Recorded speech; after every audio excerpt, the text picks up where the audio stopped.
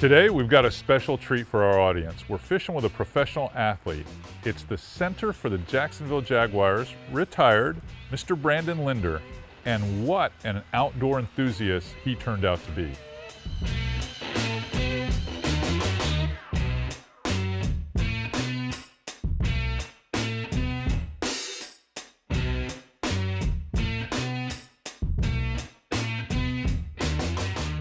So this opportunity with Brandon Linder is very unique because we got to start the whole thing off by visiting his place of work, his crib, if you will.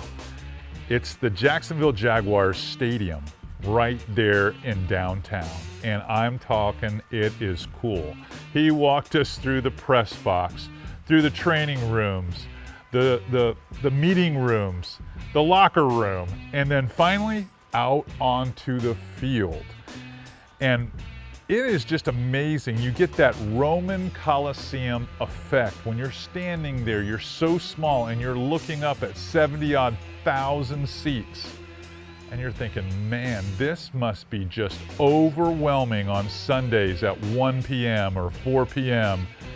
to have all these people screaming in this stadium. And they're screaming for you and your boys. This place is so big, you feel so small. I have no idea how running down that tunnel, how you can focus and stay in the game without just feeling overwhelmed. Yeah, no, there is a lot of distractions, but when you come out that tunnel and it's 5 minutes before kickoff and the energy, I mean, you feel this stadium rocking, especially when it was sold out. And then we're standing here right, I mean, your toes are right where the turf meets the natural grass. The national anthem's playing. I mean, I'm getting goosebumps right now. I can see that. It's special. I mean, this was like, I mean, again, it was Sunday. It was almost like going to church for me. But the distraction part of it, when I stepped on the field, when I was playing, all of the noise, all of the fans, it was a blur. It was a blur. It was just me on the field, and it was almost like an out-of-body experience. And I mean, I was looking at myself almost like I'm playing Madden. It was an incredible experience, and being able to lock in and flip that switch and perform, you know, especially under these lights, it was something. Man, this is the closest thing to Roman gladiator stuff in the Coliseum that you could ever imagine standing down here, because I've never had this perspective. Right. Now, I know your position is kind of a heady position. You know, the center makes offensive line calls. Everyone's looking at the center to check the defense out. I mean, walk me through that. Yeah. So it started in the huddle. We would get the play call. We'd come up to the line, and like you're saying, I'm the one that would start it. I would ID the defense, because that's the play that we had. You know, depending on the defense, that's where it started.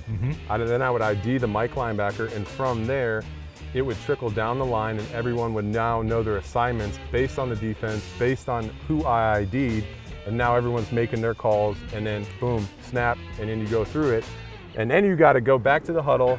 And you gotta be able to forget about that play. You learn from it, the good or the bad, but then you gotta move on, right? Because you got about 70 other plays, and you're getting in a routine. You gotta do the same thing over and over again. And I think the average viewer doesn't understand they don't see it that technical. Right. They just see it mano a mano, athleticism versus athleticism. They just don't see it the way that you have projected it to me. Right. Now, this is a question that actually came from my son. Who's the Billy Badass that's over the top of you, whether it's a nose tackle, a DT, a DE that switched places?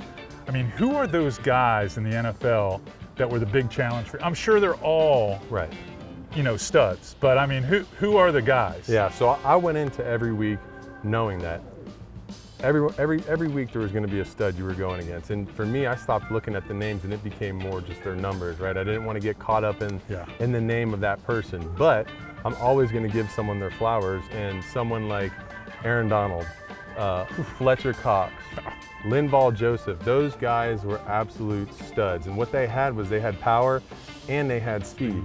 They were savvy vets. They had tons of tools in their toolbox. So in preparing for them that week, I mean, you really had to get your shit together, right? And you had to, when you came out of that tunnel and you knew he was standing over there as the anthem was playing, you had to flip that switch. And so those were guys that were, I mean, we had tremendous battles, and some of those guys I saw twice a year.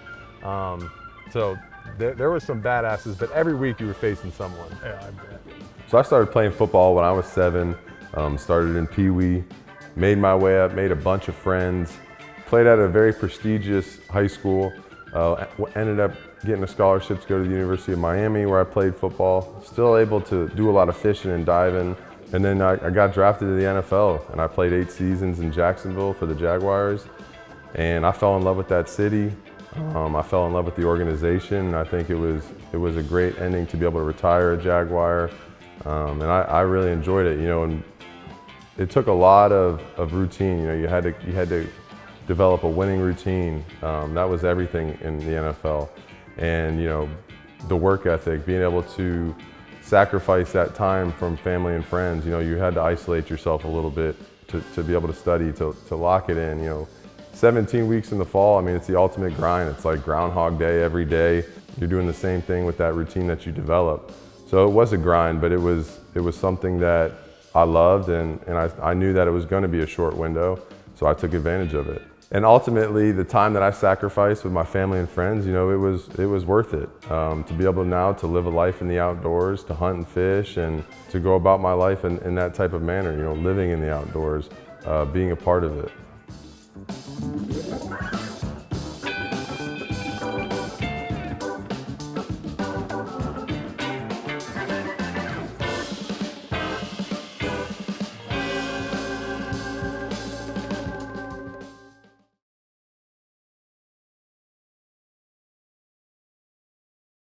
So, quite honestly, we did a Tidewater Diaries episode to head up this shoot that we were going to do on the water with Brandon. Now, keep in mind, I'm not a guide that guides in Northeast Florida. I have a lot of friends that live there, and I do fish there occasionally with personalities from the area, so I have kind of an idea of what to do. But when it really comes down to it, you really need a guide there. And fortunately for me, we had one of our show co-hosts that have been on the show a couple of times in the past, Eddie Kabler, as the camera boat. And he goes, "What kind of show are you trying to shoot?" And I was like, "One where we catch fish, Eddie." So he goes, "If it were me, I'd fish docks." And that's exactly where my comfort zone is. I love, if it's gonna be a little bit difficult where I haven't had time on the water, I know that docks are their own little ecosystem, and you can catch reds, you can catch flounder, you can catch snook, you can catch literally everything at docks. And once I saw Brandon's ability to cast, he could skip cast and make accurate casts, I was like, let's do that. Let's go dock fishing. So Brandon, the reason we're not pushing up into the marsh is it's summertime and it's bright, and that water gets so warm in the back there this time of day. And these docks always have some type of action on them, whether we're catching redfish, flounder, and believe it or not, it's a little known fact, there's plenty of snook up here as well. I'm not gonna rule out the fact that there could be some speckled trout, but there's always action if you're willing to skip docks. And when I say skip docks, I don't mean 25 or 30 docks. I mean like 125 or 130 docks. You got to put an effort in. But if you put an effort in, you will get them. There we go. You got a trout? Trout. Nice. It's a beginning. Now that is fun. That's why I said I would not discount trout. Now that is fun right there. Woo! Oh. Clean release. That's a clean release. That was cool. I saw him blow up on that, just right in the light. Yeah, those shady spots, you know, when I work docks, especially in this time of year, I like to work the outside piling line the most, okay, especially first. And then maybe make a deeper skip in a shady spot of the dock. But I'm usually working these outside corners and these outside pilings. So you got to get in past them to work it back, but those are the ones that seem like they produce the best. So storms ended up pushing us into some deeper water, some rock jetties, and CA had mentioned that, you know, there's a good chance there'd be some flounder. So I was throwing a jig, and You know, he kind of told me to change up my retrieval a little bit, make sure I'm really bouncing the bottom and just a slow twitch. And as soon as that flounder ate, I kind of let him eat it for another just second and came tight, set the hook. There we go. Once I saw him, I mean, we knew it was a damn good flounder, so we were fired up. Yes, sir, flounder. Now, when he comes to the top, I'm going to warn you, he's going to want to shake a lot. Okay. So it's going to be a quick move. You're almost going to swing him into the boat. So Okay. reel right down to him and just kind of loft him in here. Oh, that's a nice flounder. I might get the net for that one. All right. Yeah, You actually get down one step there. real nice flounder. It's a real nice flounder. I'd put him in front of my front door. Yeah. You could even wipe your feet on this one. Yeah, baby. That is a real flounder. Very Way to nice. go. Very nice. That is a real flounder. He inhaled that one. Yeah, he did. Look at the size of that fish. Beautiful. And it's that shaky that they do right there at the very top of the surface that gets these things, you know, their freedom almost every time. And fishing with Ed Kabler, we did a show and, you know, we caught so many flounder and it looks like we caught every one of them, but we didn't, or at least I didn't. Ed caught plenty of them. I ended up losing a few just because I had to learn that lesson. Look at the size of that thing. Yeah, that is beautiful. Brandon, that is a true doormat right there, my friend. That is a nice fish. Woo! There he goes. Tell you what, maybe that rain did you and I a favor. Maybe we should just keep on trekking down these rocks and see what else we can come up with, because that was impressive. Sounds like a damn good plan. When you make them still look like a decent fish, that tells me we're on the right path. That rock game was starting to work for us, and we went around the other side of the jetty because it started getting a little bit breezy because another storm was coming, and that air mass was pushing some wind. So all of a sudden wind came out of nowhere. So we made a run to the end of the jetty and went around on the lee side now. Now we're on the lee side and we're fishing and we're catching these fish that I don't even know will make it to the episode level. But they were smaller and there were big ladyfish in it and whatnot, and it wasn't panning out the way I wanted it to. And then a voice from the camera boat goes, "Listen, we're about to get crushed by rain if we don't make a decision what we're gonna do." I looked at Brandon and I was like, let's go back to the docks. If the docks are clear, let's go to the docks. What worst case scenario, at least there's places in there we can shelter along the way because there's restaurants and things like that. Let's just make a commitment, fish the balance of the day at the docks. So we packed up our toys and we ran right back to those docks.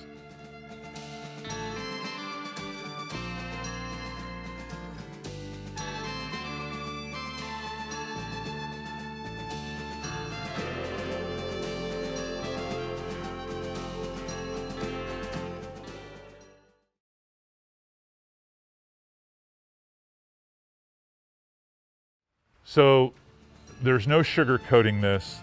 This was a struggle from the word go, from the ramp. It was just, we were struggling. We had really poor conditions. We were fighting wind. We were fighting these bands of storms. We have been in a drought for literally 4 or 5 months. And in the last couple of weeks leading up to this shoot, it has rained every day. You can count on it. It's raining now. We had to run back and forth. I felt like I was playing a game of tennis all day long where we couldn't get camera gear wet. We didn't want to be wet, so we were bouncing back and forth between the rocks and the docks, back and forth, and just trying to manage, trying to get into a rhythm and have success.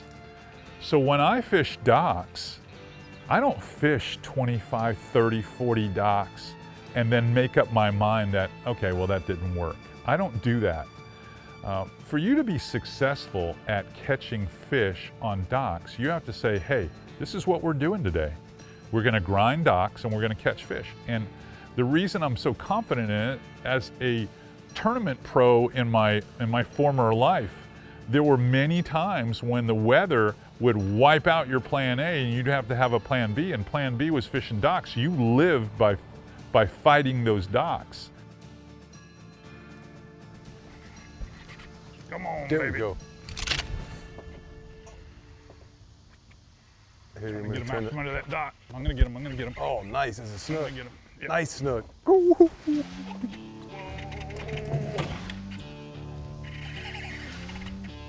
up. I don't use a ton of drag when I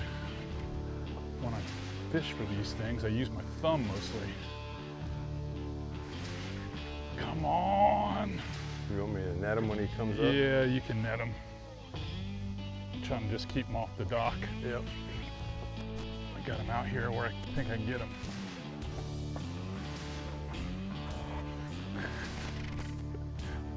Brandon, when you move around, you move around. That's a good one right there. It's a decent one. Come on now. Oh, come on, baby.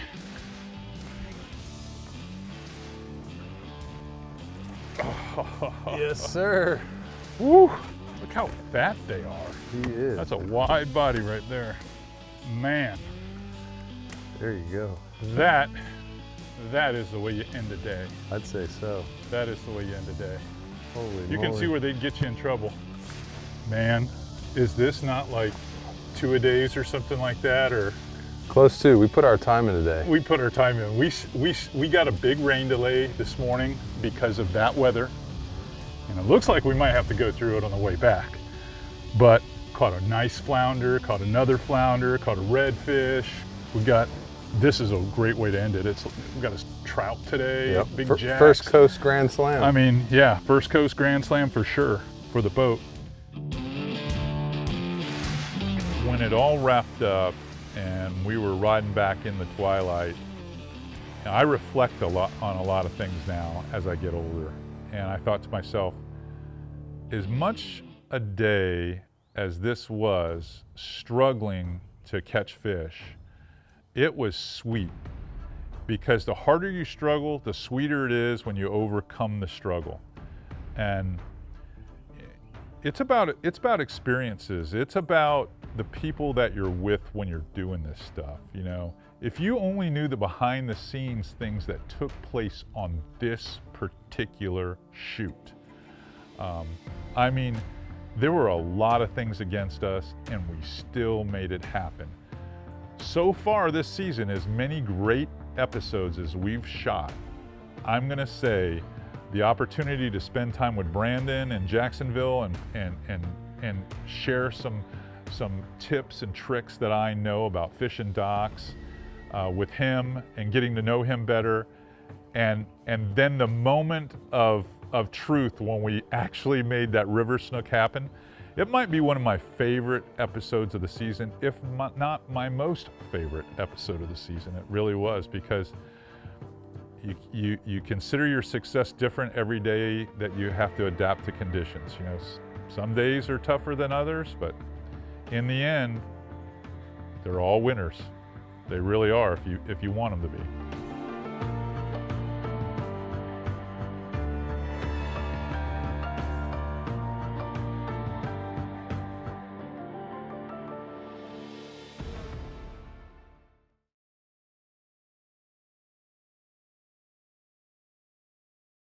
Today's tackle tip on the episode that we did with Brandon Linder is really one of the more technical setups that we utilize when we're fishing docks, because there's a mindset when you're fishing docks. And let me explain that. What the idea is you've got to put one of these baits as far into those dock systems as you can. You're not looking to just fish the outside perimeter of these docks. You're looking at really getting up inside those docks. The other thing that's really important is you need a short rod.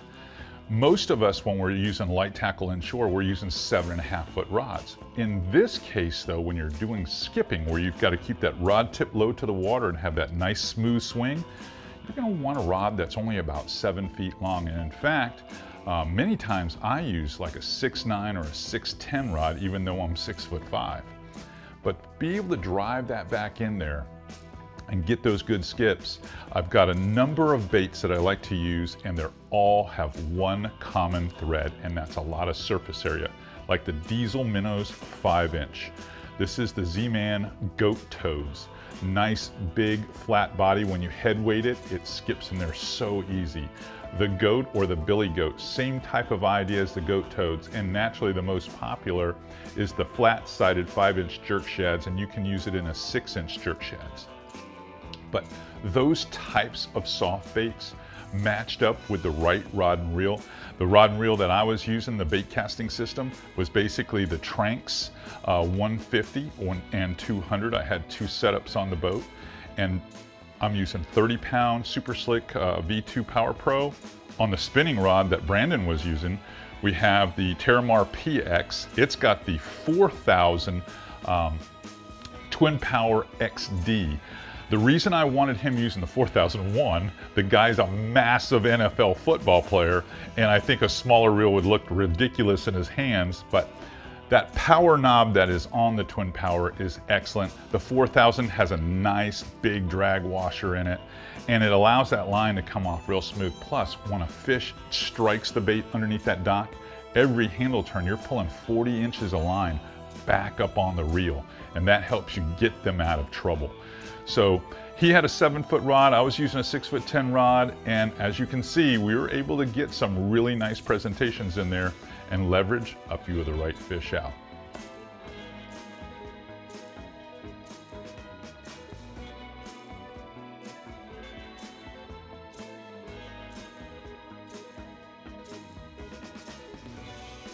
We don't do this very often on FlatsClass TV, but I'm letting you know, in our next episode, we're catching a sailfish.